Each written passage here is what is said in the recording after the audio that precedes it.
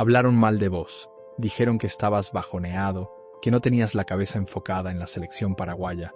Incluso algunos llegaron a cuestionarte, a preguntarse si realmente estabas preparado para representar a Paraguay en un momento tan importante. Pero un día antes del partido lo dejaste bien claro con una frase que hoy tiene mucho más valor. Dijiste que lo más lindo para un futbolista es jugar un mundial con su país. Y cuando llegó la hora de demostrarlo, lo hiciste de la mejor manera posible. Lo hiciste dentro de la cancha, porque cuando Paraguay estaba obligado a ganar para seguir con vida, apareciste vos, corriendo cada pelota como si fuera la última, metiendo, luchando, ayudando en cada sector del campo, dejando absolutamente todo por esta camiseta. Y no solo hiciste un gran partido, también marcaste el gol que le dio la victoria a Paraguay. Un verdadero golazo desde fuera del área que terminó valiendo oro para todo un país. Pero tu actuación fue mucho más que ese remate.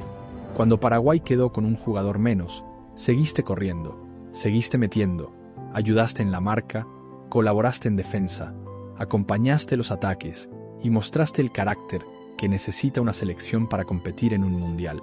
Mientras algunos hablaban, vos respondiste jugando. Mientras algunos dudaban, vos respondiste dejando el alma. Y mientras Paraguay luchaba por mantenerse con vida, vos dejabas hasta la última gota de esfuerzo en cada pelota. Porque hay partidos que se ganan con fútbol, pero también hay partidos que se ganan con corazón, con sacrificio y con amor por la camiseta. Y si alguien representó eso esta noche, fuiste vos. La garra guaraní sigue viva, Matías, y vos fuiste uno de los encargados de recordárselo al mundo entero.